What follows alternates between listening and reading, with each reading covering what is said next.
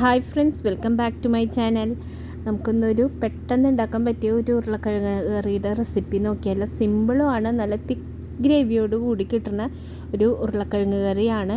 അപ്പോൾ ചാനൽ ആദ്യമായിട്ട് കാണുന്നവരും സബ്സ്ക്രൈബ് ചെയ്യാണ്ട് കാണുന്നവരും ഒന്ന് സപ്പോർട്ട് ചെയ്യുക. ലൈക്കും ഷെയറും സബ്സ്ക്രൈബൊക്കെ ഒന്ന് ചെയ്യണേ. അപ്പം നമുക്കിന്ന് ഉരുളക്കിഴങ്ങ് കറിയുടെ റെസിപ്പി നോക്കിയാലോ.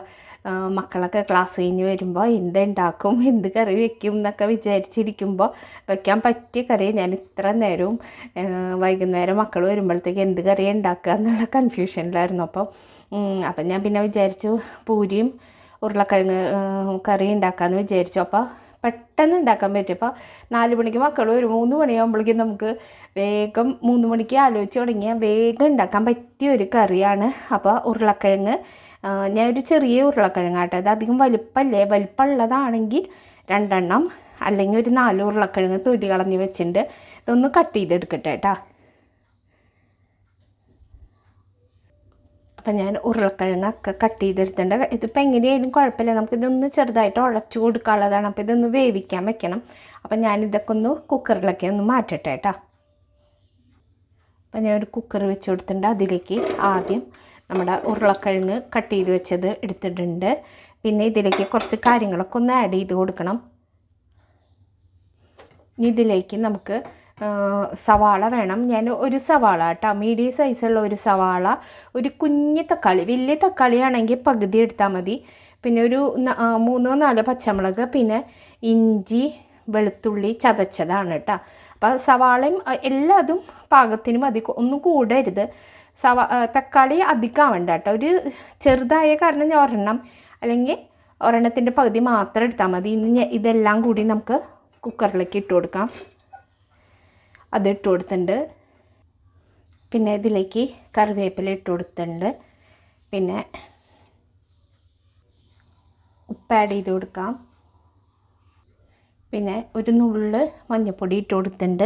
ഇനി ഇതെല്ലാം കൂടി നിന്ന് നന്നായി ഒന്ന് ഇളക്കി കൊടുക്കട്ടെ. നന്നായി ഇളക്കി കൊടുക്കണം. അതിനുശേഷം ഇത് മുങ്ങിക്കെടുക്കണ വിധത്തിലുള്ള വെള്ളം ഒഴിച്ച് കൊടുക്കാം കേട്ടോ. അത് അപ്പോൾ കണ്ട ഇത്ര വെള്ളം ഒഴിച്ച് കൊടുത്താൽ മതി. ഒന്ന് മുങ്ങിക്കെടുക്കണ വിധത്തിൽ ഇത് വേവിച്ചെടുക്കണം.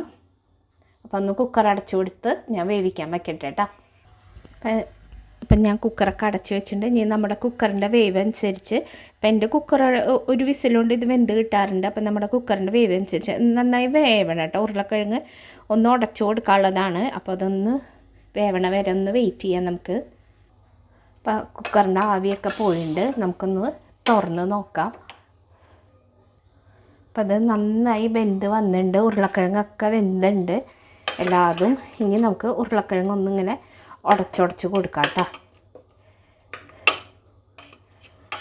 ഇതൊന്നും ഞാനിങ്ങനെ എല്ലാ ഉരുളക്കിഴങ്ങൊന്നും ഇങ്ങനെ കയ്യിൽ വെച്ചൊന്ന് ഉടച്ചുടച്ച് കൊടുക്കട്ടെ. അപ്പോൾ ഉരുളക്കിഴങ്ങൊക്കെ ഞാൻ ഒരുവിധമൊക്കെ ഉടച്ചിട്ടുണ്ട്. ഇനി വല്ലതും ഉടയാത്തുണ്ടെങ്കിൽ നമുക്ക് ഉടച്ച് കൊടുക്കാം. നമുക്ക് ഇനി ഒരു പാൻ വേറെ വെച്ച് കൊടുക്കാം കേട്ടോ. ഇപ്പം ഞാനിവിടെ ഒരു പാൻ വെച്ച് കൊടുത്തിട്ടുണ്ട്. അതൊന്ന് ചൂടായി വന്നപ്പോൾ ഇതിലേക്ക് നമുക്ക് വെളിച്ചെണ്ണ ഒഴിച്ച് കൊടുക്കാം. വെളിച്ചെണ്ണയിലാണ് കേട്ടോ ചെയ്യണത്. കുറച്ച് വെളിച്ചെണ്ണ ഒഴിച്ച് കൊടുക്കുന്നുണ്ട്. അപ്പോൾ നമ്മുടെ വെളിച്ചെണ്ണ ചൂടായി വന്നിട്ടുണ്ട്. ഇനി ഇതിലേക്ക് നമുക്ക് കുറച്ച് കടുക് 2 മണി കടുക് ഇട്ട് കൊടുക്കാം.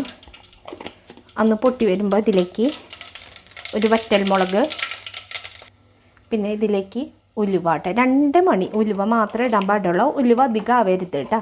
ഇനി ഇതിലേക്ക് നമ്മൾ വേവിച്ച് വെച്ചിട്ടുള്ള നമ്മൾ ഉരുളക്കിഴങ്ങൊക്കെ ഉണ്ടല്ലോ, അത് ഇതിലേക്ക് ഒഴിച്ചു കൊടുക്കാം കേട്ടോ.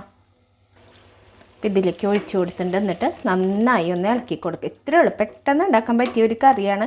അതേസമയം നല്ല ടേസ്റ്റാണ്. നമുക്ക് തോന്നുന്ന ടേസ്റ്റ് ഉണ്ടാവുമെന്ന്, പക്ഷെ നല്ല ടേസ്റ്റുള്ള ഒരു കറിയാണ്. എന്തായാലും എല്ലാവരും ഒന്ന് ഉണ്ടാക്കി നോക്കണം കേട്ടോ. ഇനി ഇതൊന്ന് ഇതിൽ കിടന്ന് നന്നായി ഒന്ന് തിളക്കിയിട്ട്, വല്ല ഉരുളക്കിഴങ്ങ് ഇങ്ങനെ ഉടയാണ്ട് ഇങ്ങനെ കിടക്കണമെങ്കിൽ ചെറുതൊക്കെ വെച്ചാൽ അവിടെ ഇങ്ങനെ കിടന്നോട്ടെ, കുഴപ്പമില്ല.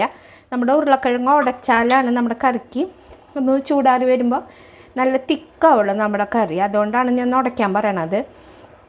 ഇനി ഇതിലൊന്ന് കിടന്ന് ഒന്ന് തിളക്കിയിട്ട് കേട്ടോ.